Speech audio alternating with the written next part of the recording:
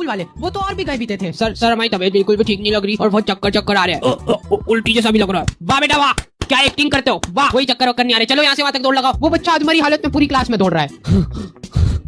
और हाँ, हम सब लोग हैं यहाँ पे, अगर गिरोगे तो। और हाँ बेटा, ये फालतू के नाटक करने से कहीं नहीं होगा। चलो उठो और बाम लगा के आओ। दौड़ के जाओ, दौड़ लगा। हाँ, स्कूल वालों के पास हर बीमारी का एक ही सॉल्यूशन है, बाम लगा लो। तुम्हारा सिर दुख रहा है, पेट दुख रहा है, मुंह दुख रहा है, कुछ भी दुख रहा है, बाम लगा लो। और भाई साहब, ये बाम क्या बुरी गत्ती बाजती है, इसका कंपटीशन सिर्फ मेरी मम्मी दे सकती है। मेरी मम्मी को जादू वादू करके कुछ तो मलाई से घी बनाना आता है, और उस प्रोसेस को लगते 500 घंटे। वो इतनी दर्दनाक प्रोसेस है ना, उसके बाद से हमारी गली के कुत्ते हाथ जोड़ के रात रात भर रोते।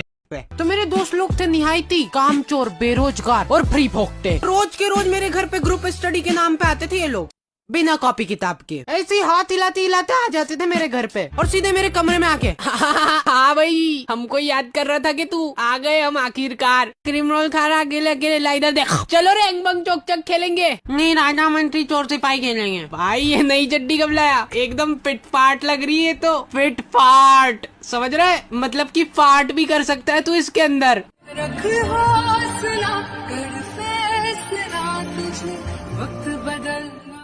तो देखो, जब भी हमारे घर में मेरा कोई दोस्त आता था ना, मेरी मम्मा सब काम छोड़ के उन पे नजर रखते थे। चप्पल खोल साले, कोई शर्म ही नहीं आ रही इनको, घुसे चले जा रहे हैं बस। और ये टट्टी वाली चप्पल पहन के मत आया करो मेरे घर पे। उनको ऐसा लगता था कि ये लोग कुछ न कुछ चोरी करके ले जाएंगे हमारे घर से। और वो लोग खेल के जब वापस उनके घर जाते थे ना, देखो यार, कुछ लोग ही इस दुनिया में जिन पे मैं बहुत भरोसा करता हूँ। मेरे को तुम लोगों पे बहुत ज्यादा गर्व है, और हो यार, तुम में वाली बात है कि तुम लोग घर घर जाके चोरी कर लो। तो इसलिए मेरे को दिखा दो यार एक बार जेब। हाँ, ये लोग जब खेल के घर पे जाते थे ना, तो इनकी मैं प्रॉपर पूरी जेब चेक करता था कि ये लोग कुछ चोरी करके तो नहीं ले जा रहे जेब में। ला मुंह खोल तो।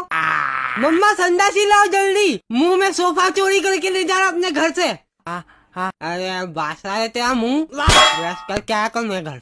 तो अपने मांगी लाल जी पूरे डूब चुके थे कन्वर्सेशन में। हम इनको खेलने बुलाते थे ना, नहीं, बंदा बिजी हो चुका है अब ये फालतू चीजों से दिमाग उठ गया है उसका। अब होती है दिन रात बातें। भाई यार, पढ़ाई का बहुत लोड रहता है, और घर पे जाके हमसे ही बात कर रहा है। तो एक दिन आधी रात में मांगी लाल जी को जाने क्या सूझ पड़ी, सुनो ना, मेरे घर वाले कल कहीं जा रहे हैं, तो आ जाओ। 4 दिन हुए अभी इस आदमी को बात करते हुए, और कॉन्फिडेंस देख रहे हो इसका, सीधे घर पे। तो हम लोगों ने सोचा कि ठीक है, अब इसको खोखला करने का टाइम आ गया है। तो हमने लिख दिया हाँ, मिलती। तो अपने मांगी लाल जी पूरा तैयार होके बैठे प्रोफेशनली। अरे परफ्यूम की बाटले खाली कर दी फुस करके। तो हमने घंटी बजाई, मांगू मैं आ गई। और ये लौंडा इतनी खुशी से आया ना दरवाजा खोलने। बाहर हम 3 लौंडे खड़े, हाथ में सेव परमल लेके। मैं सही बता रहा हूँ, मैंने अपनी जिंदगी में पहली बार किसी को अपनी नजरों में गिरते हुए देखा है। तो ये हरकत के बाद मांगी लाल जी को लगा था गहरा सदमा। मांगी लाल जी बैठे हुए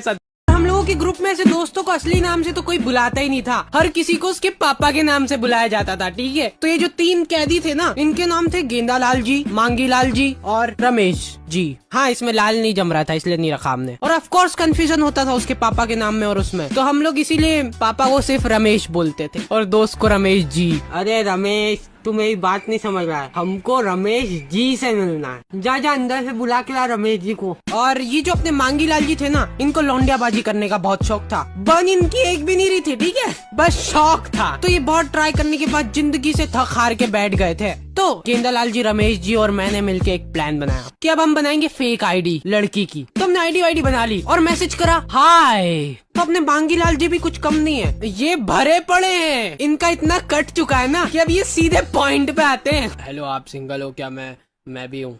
ये भेजा है इस आदमी ने सीधा पॉइंट पे। तब जाके अब ड्रेसिंग सेंस खराब होने के कारण मुझे शॉपिंग पे मेरी मम्मी साथ जाना पड़ता था, क्योंकि मैं अकेला जाता तो ऑफ कोर्स मैं पावर रेंजर का सूट खरीदता, ना कि कोई फालतू सी ड्रेस। मुझे रेड रेंजर बनना था यार बचपन में। खैर, मगर मम्मी के साथ शॉपिंग पे जाना यार दुनिया का सबसे बकवास काम था मेरे लिए, क्योंकि मुझे दुकान पर जाके 1 लाख रंग बिरंगे कपड़े पहनने पड़ते थे। नहीं भैया, ये जम नहीं रहा, दूसरा बताओ। एक्चुअली मैम, ये लास्ट कपड़ा था, आप कहो तो साड़ियाँ निकालू इसके लिए। हाँ निकालो, जरा ट्राई तो करवाती हूँ इसको। अरे ओ भैया, क्या कर रहा है? अब अगर तुम वो कपड़े खरीद के घर भी ले आओ ना, फिर भी तुम्हें वो कपड़े वापिस से पहन के सबको दिखाने पड़ते हैं। तड़ा। अब जो शॉपिंग है ना, ओए मेरी स्क्रिप्ट वापस दे। नहीं, जेल में तो बकलोली चलती है। ऑफिसर, हमें उसे पकड़ना होगा। पकड़ो। हे, तुम भाग क्यों रहे थे? क्योंकि जेल में तो बकलोली चलती है। अब मुझे तुम्हारे बारे में तो नहीं पता, बट मुझे ढीले और ओवर साइज क्लोथ बहुत ज्यादा पसंद आते हैं क्योंकि मुझे उनके नीचे कुछ पहनना नहीं पड़ता। बट एनीवेज, और उनपे कार्टून भी बने होने चाहिए जिससे कि कभी कोई मेरी बेइज्जती करने की कोशिश करे। तुझे कार्टून वाली टी शर्ट्स पसंद है तो मैं उसे मजा चखा सकूं, ऑफ कोर्स मेरे मन में, और मैं वहां से रो के भाग सकूं। मम्मी भाग कर आए साले लूजर कार्टून वाली टी शर्ट्स पहनने वाले बच्चे। ओ शिट यार, डोरेमोन का टाइम हो गया, घर जाना पड़ेगा, मिस ना हो जाए। रैंडमली इंस्टाग्राम पर स्क्रॉल करते टाइम भी मुझे ओवर साइज क्लोथ्स या मुझे जैसे कपड़े पसंद है वैसे सजेशन में आते रहते हैं। एंड मुझे पता नहीं ये चीज गूगल को कहां से पता चल रही है, क्योंकि मैं गलती से कुछ भी सर्च कर दूं वो मेरी पूरी सोशल मीडिया उससे ही भर देता है। और गूगल यार, ये जिम के डंबल सजेस्ट करना बंद कर यार। मजाक कर रहा था यार, मैं तो ऐसे ही सर्च कर रहा था। 10 किलो के नहीं उठते यार। मेरे साथ ऐसा क्यों होता है, क्यों इतना मैं कमजोर, मैं इतना कमजोर क्यों? मुझे ये नहीं समझ में आता, लोगों को महंगी चीजों से क्या ऑब्सेशन है। मुझ जैसे बनो, मुझे सस्ती चीजें पसंद है। I am cheap. मुझे अपने पैसे फालतू जगह पे खर्च नहीं करना। अगर 2 सेम जीन्स है तो मैं उसमें से सस्ती वाली लूंगा, and that's good use of money. मुझे नहीं पहनना 3000 की लिवाइस की जीन्स। और वैसे भी किसी ने मुझे मेरी अंडरवेयर के बल उठा के मेरी जीन्स का ब्रांड नहीं देखना। कपड़ों से याद आया, मेरा ड्रेसिंग सेंस बहुत बकवास है। ऑफ कोर्स ये चीज मुझे लोगों से पता चली, क्योंकि मुझे नहीं पता कौन सी पैंट्स के साथ कौन सी टी शर्ट्स पहननी चाहिए। मुझे जो भी ढीला और साफ लगता है मैं उसे पहन लेता हूँ, एंड मुझे इसमें कोई प्रॉब्लम भी नहीं है। इसका ड्रेसिंग सेंस कितना बकवास है।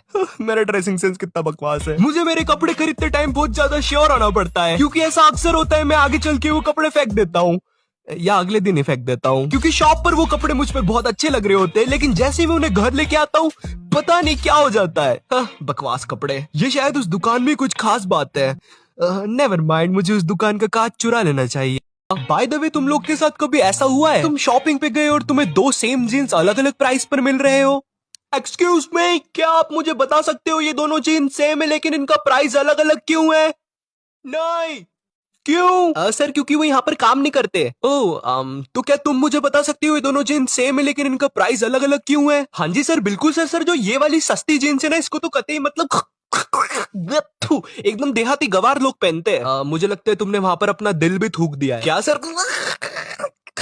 वापिस डालो मेरा दिल मेरे मुंह में। ये लो, अपना मुंह खोलो।